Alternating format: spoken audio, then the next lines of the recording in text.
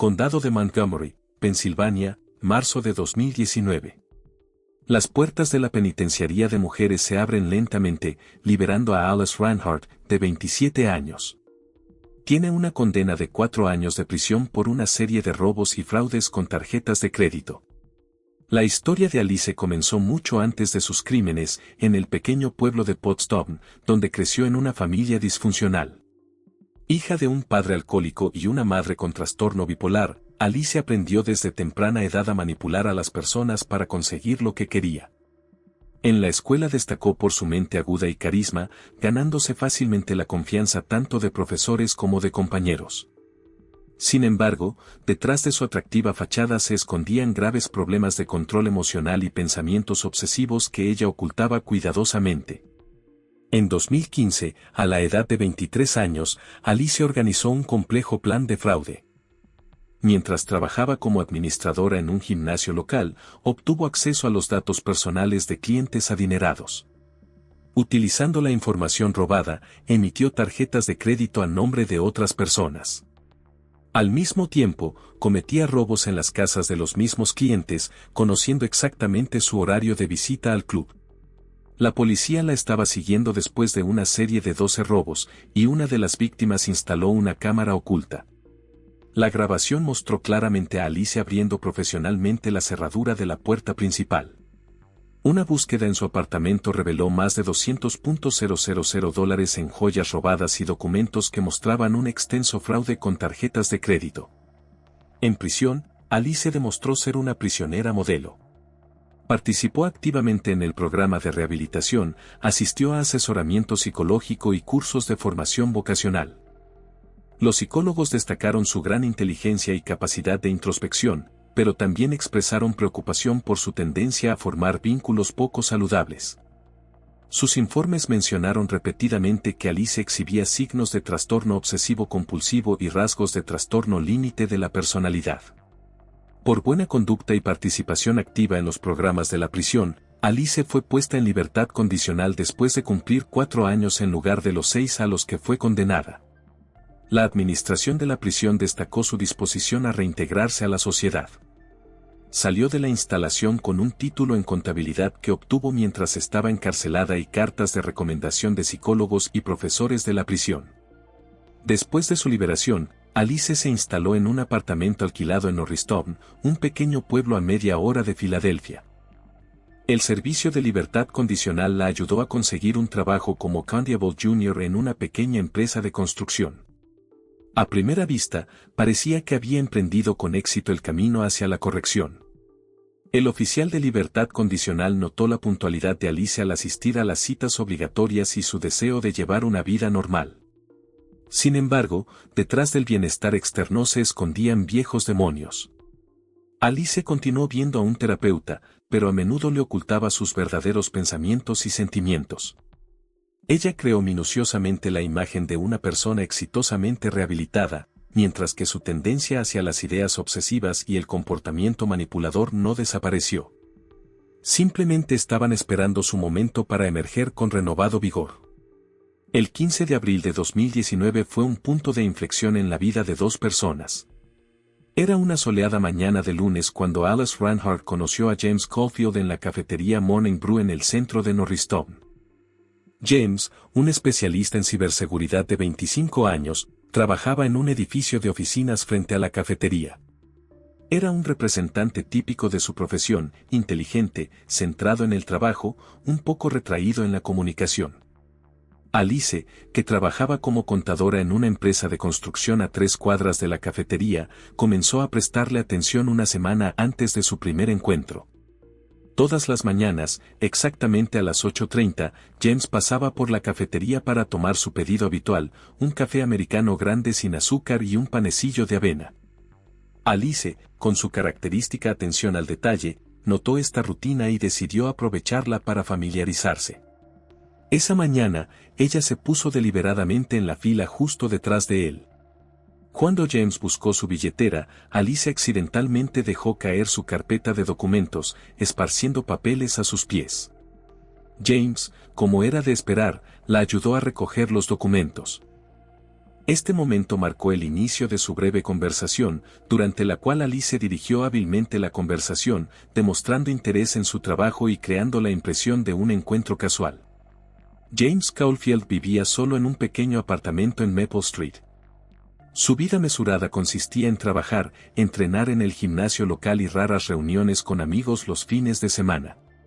Después de la muerte de sus padres en un accidente automovilístico hace 5 años, se volvió más retraído y se centró en su carrera. La única persona cercana a él era su hermana mayor Melissa, que vivía en Pittsburgh con su marido y sus 2 hijos. En los días siguientes, Alice estudió cuidadosamente la rutina diaria de James. Se enteró de que él iba al gimnasio después del trabajo los martes y jueves, jugaba juegos de mesa con amigos en un club local los miércoles y a menudo trabajaba desde casa los fines de semana. Esta información fue recopilada metódicamente a través de la observación y conversaciones casuales con el barista de la misma cafetería. Alice comenzó a adaptar su horario al de él. Ella alternaba su hora de almuerzo para poder encontrárselo accidentalmente en los cafés cercanos.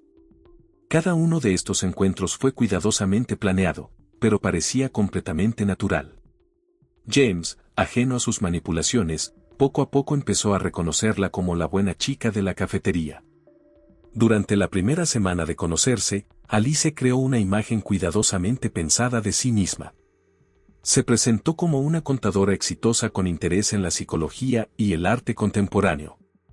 Esta imagen fue diseñada para interesar a James, notó los libros de psicología en su mochila y dedujo sus intereses. De hecho, su conocimiento en estas áreas era superficial, obtenido a partir de artículos leídos apresuradamente en Internet. En conversaciones con colegas, James mencionó extrañas coincidencias, la frecuencia con la que se reunía con la misma chica. Sin embargo, en ese momento estos encuentros no le causaban ninguna preocupación. Su colega, McDonovan, recordó más tarde que James describió a Alice como una conversadora interesante con una perspectiva inusual de las cosas. Mientras tanto, el oficial de libertad condicional de Alice comenzó a notar cambios en su comportamiento. En las reuniones semanales, se volvió más distraída, a menudo mencionando a una persona especial pero evitando detalles específicos. Su diario, que debía mantener como parte de su programa de rehabilitación, comenzó a contener entradas extrañas sobre encuentros fatídicos y almas gemelas. A finales de abril, Alice ya había reunido una cantidad impresionante de información sobre James, su nombre completo, su dirección, los lugares que visita, su círculo social. Ella comenzó a aparecer en los mismos lugares que él, supuestamente por accidente. Su apartamento se fue llenando poco a poco de fotografías tomadas en secreto con su teléfono y de notas sobre su rutina diaria.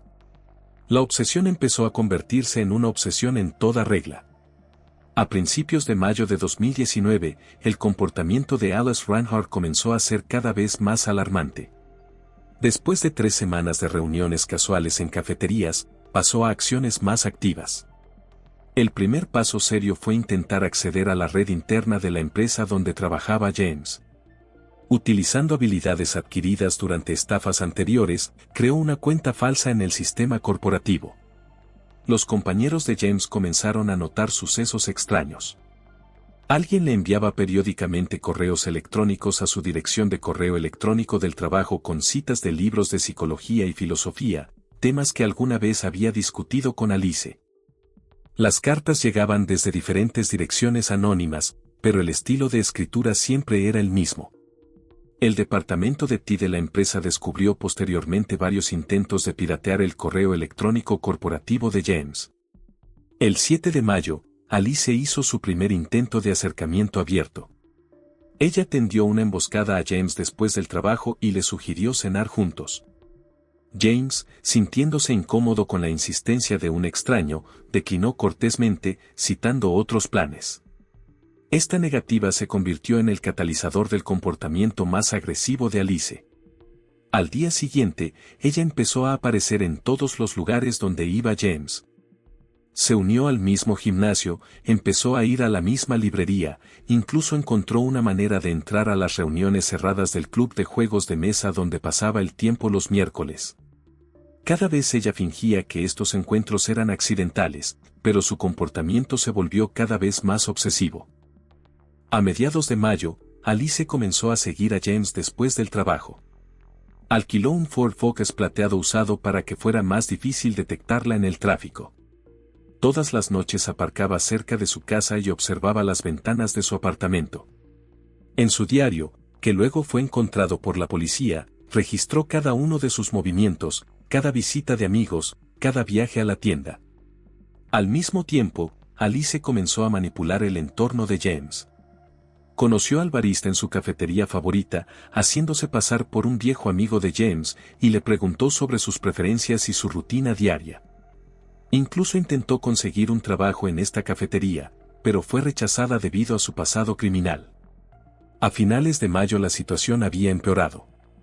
Alice comenzó a enviarle regalos a James en el trabajo, libros de psicología que discutían, café orgánico que le encantaba e incluso artículos personales que supuestamente olvidaba durante sus raras reuniones.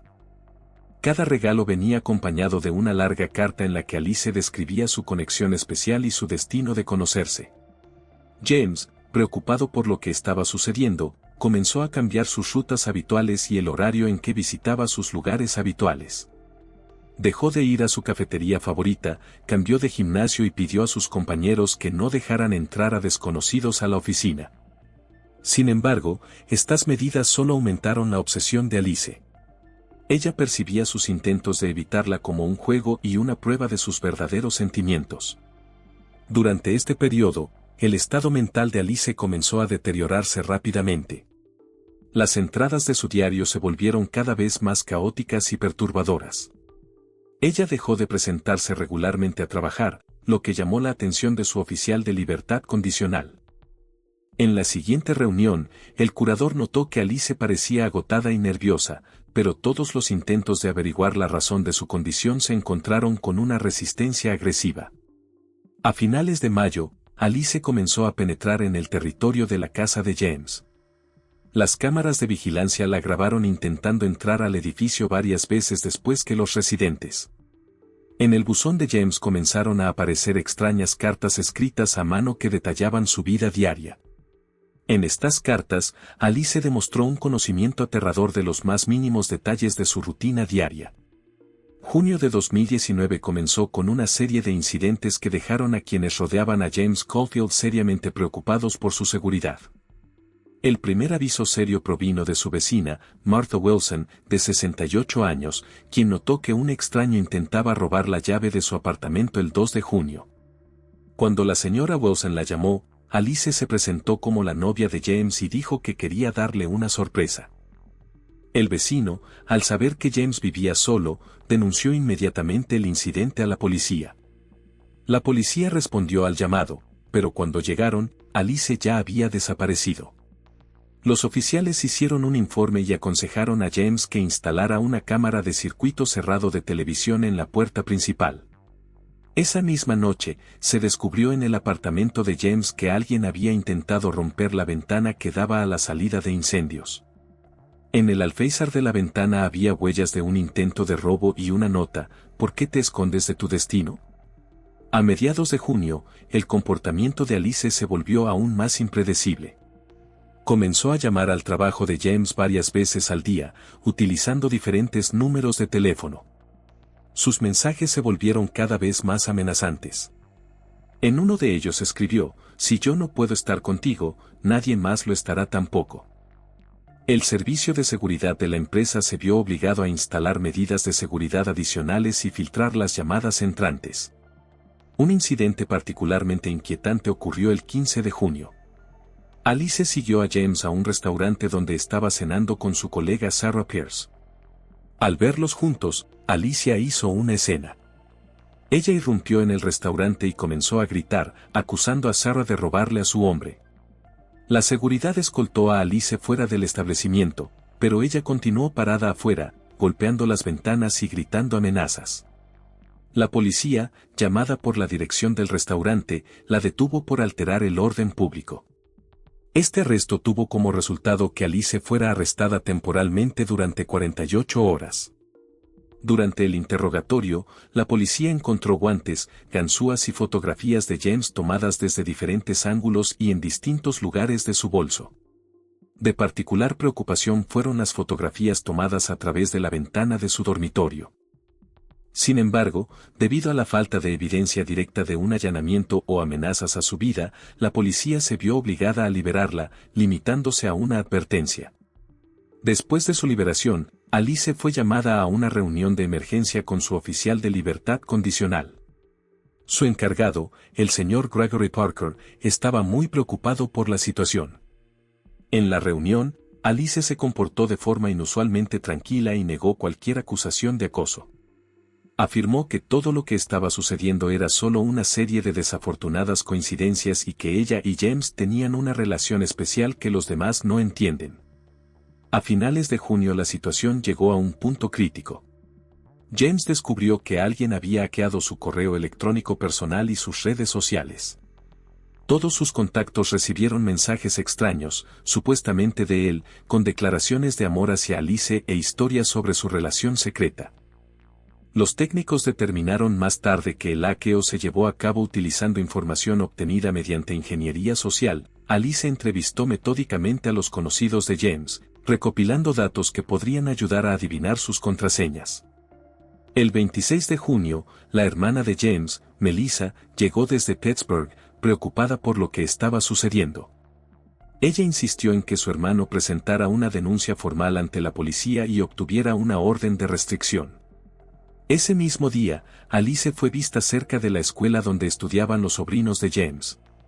Preguntó a los profesores sobre los niños y se presentó como la nueva novia de su tío. Este incidente fue la gota que colmó el vaso. James finalmente decidió emprender acciones legales. Los acontecimientos de principios de julio de 2019 se desarrollaron rápidamente. Después de que James Caulfield solicitó una orden de restricción, Alice Reinhardt desapareció de la vista pública durante varios días.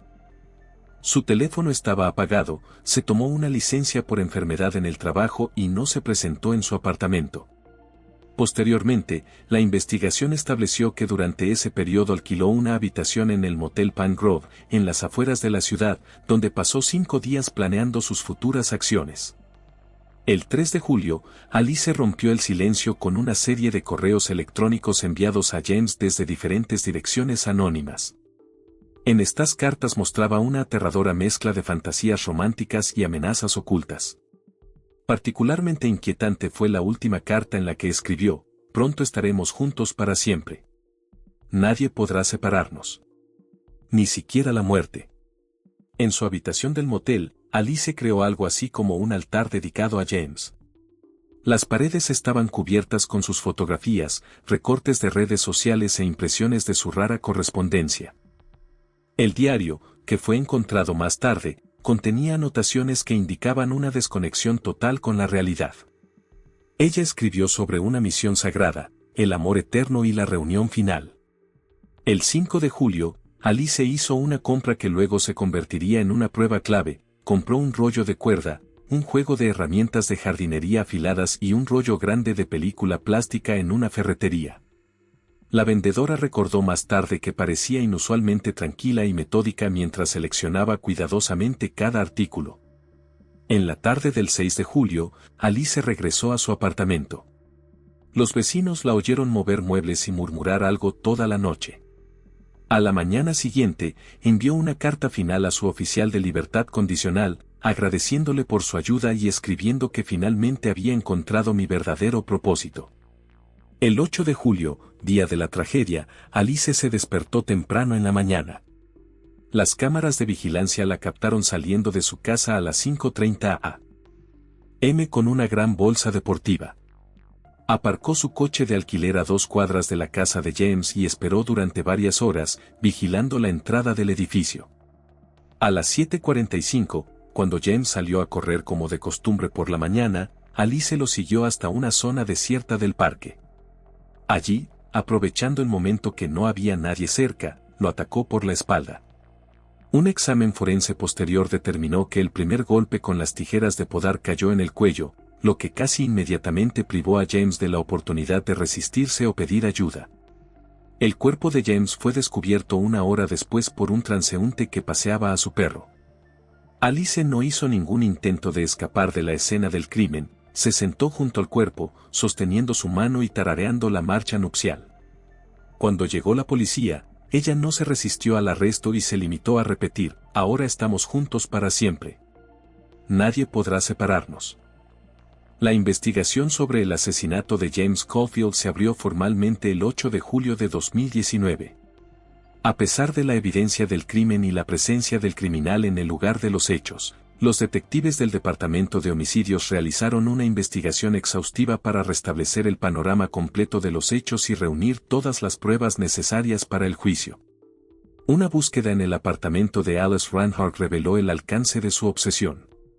Los investigadores encontraron cientos de fotografías de James, mapas que mostraban sus rutas, notas detalladas sobre su rutina diaria y su vida personal.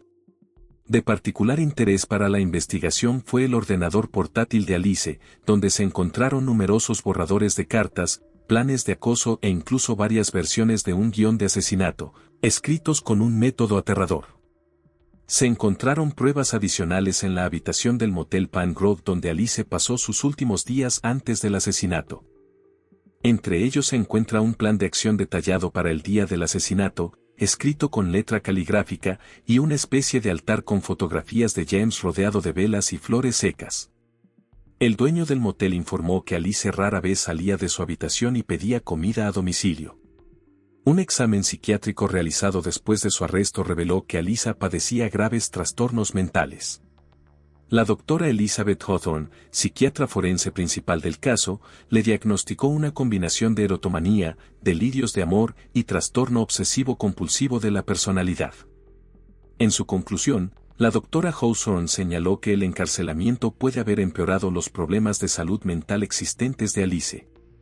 El juicio comenzó el 15 de octubre de 2019 y atrajo considerable atención pública.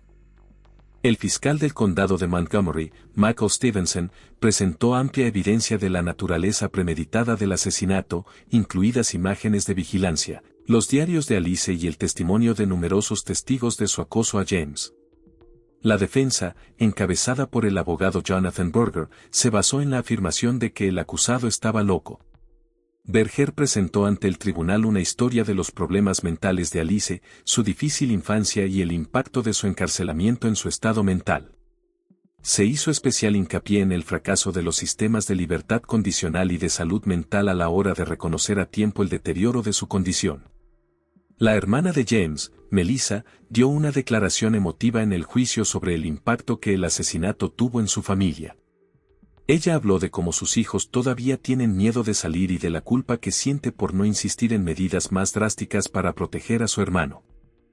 El 20 de diciembre de 2019, después de 6 días de deliberación, el jurado emitió su veredicto. Alice Reinhardt fue declarada culpable de asesinato en primer grado, pero se tuvo en cuenta su estado mental. El juez Robert Clark la condenó a cadena perpetua con tratamiento psiquiátrico obligatorio y sin libertad condicional durante los primeros 25 años. El caso de Alice Reinhardt provocó cambios importantes en el sistema de supervisión de personas en libertad condicional con trastornos mentales. El Departamento Correccional de Pensilvania ha introducido nuevos protocolos para evaluar la salud mental de los exreclusos y requisitos más estrictos para la frecuencia de sus reuniones con psiquiatras. En memoria de James Caulfield, su hermana Melissa fundó Safe Space, una organización sin fines de lucro que ayuda a las víctimas de acoso y sus familias. La organización brinda asistencia jurídica, apoyo psicológico y recomendaciones prácticas para garantizar la seguridad personal. Alice Reinhardt se encuentra actualmente cumpliendo su condena en una prisión de mujeres de máxima seguridad, donde está recibiendo una terapia psiquiátrica intensiva. Los psiquiatras de la prisión dicen que ella todavía cree que sus acciones fueron un acto de amor verdadero y no muestra signos de remordimiento.